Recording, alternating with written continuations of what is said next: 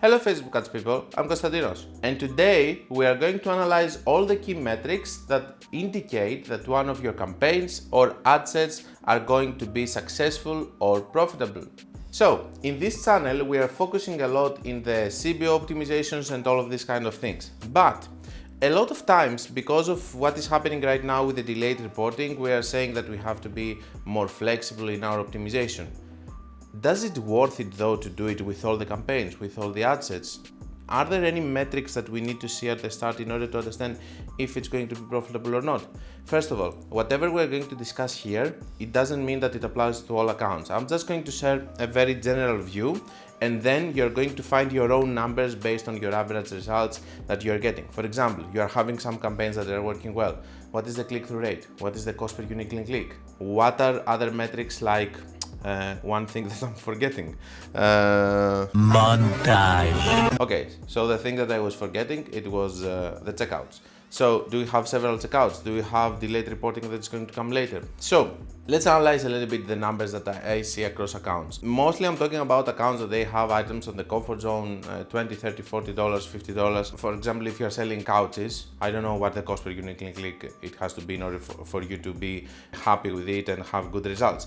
This is why I'm mentioning that this is a general metric video, but these are the things that you should watch at the start when you're optimizing with my methods, the CBO, in order to define what you're going to keep. Because for me to say that you have to be more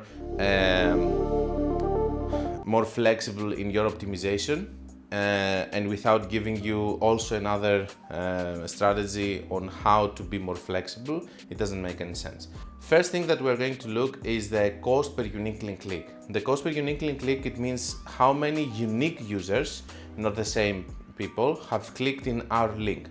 When we see a cost per unique link click which is below $1 USD for United States, it's a very good result. I need to mention that if we see below 60 cents, it's a very good result. Another thing that I want to point out here is that I'm talking for conversion ads, okay? I'm not talking about traffic ads, I'm not talking about engagement ads. I'm talking only about conversion ads. The other thing that I want to mention is that I'm talking about top of funnel, okay? Because retargeting is retargeting, you might see crazy cost per unique link clicks, but you might have very good cost per purchases, and you might have also very good return on ad spend. So in the top of funnel cost per unique link click, if you see below 1, sometimes a lot of accounts are working with cost per unique link click below 2 USD, and it's totally fine. But most of the metrics that I have seen that they are very good, it's below 1 USD, and I can tell you that also if you see in your average results in one campaign that is successful, a cost per unique link click that makes sense, and you can see that in these ad sets you are having good sales. Try to see if in your optimization in the new campaign you can see any of these cost per unique link clicks. And of course, another metric that I want to point out here is that when you are watching this, I don't want you to watch an ad set that spent $1 or $2.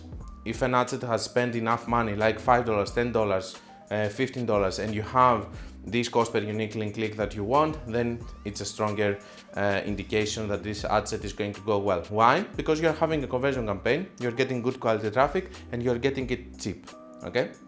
The other thing that we're going to watch here is the click-through rate. The click-through rate is the percentage of the people that is actually clicking. So in the click-through rate, and by the way, if you don't know how to put these metrics, I have a video that I'm explaining how to put all the metrics in columns, okay? So the click-through rate, if you are above 2%, or 3% or 4% or 5% that I'm seeing in other accounts, that means that you're very good. So the higher the better. Click-through rate is a very good indication, but you have to watch them closely with the cost per unique link click. If your cost per unique link click is very good and the click-through rate is very good, perfect. If your cost per unique link click is very bad and the click-through rate is good, it doesn't say a lot. Okay, so it's a combination of these two.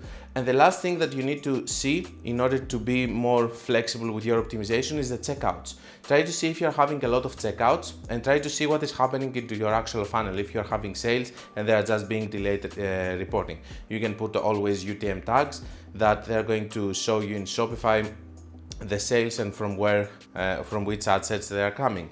And this is why even in the crazy method, maybe it's going to be good to have broad 1, broad 2, broad 3, broad 4, broad 5, have a different name so that you can spot which ones of those are having sales. I'm not saying that you should optimize and not kill these ad sets if they don't report the sales. I'm saying that if you see that, for example, ad set number 4 has a lot of sales in Shopify and it's not reporting them, if you're in the United States, you have to wait 72 hours in order for you to be able to see the sales. I have created another video, I've created several videos lately, I don't know when it's going to go live, but I'm showing that in one account I was having 10 sales being lately reported over there, and I have closed the ad set. No, I haven't closed it actually, because the things that I'm saying here is the things that I did and I prevented it. So 10 sales were reported later, and for 5 days it wasn't having any sales. So the delayed reporting that came later, it compensated for all of these days. So these are the key metrics that you have to look if you want to be more flexible with your optimization, and understand if you want to keep something or lose or close turn off an ad set. And don't forget that if you want to learn more about Facebook ads, you can check my book or you can check my course. And until we meet again, be creative and be consistent.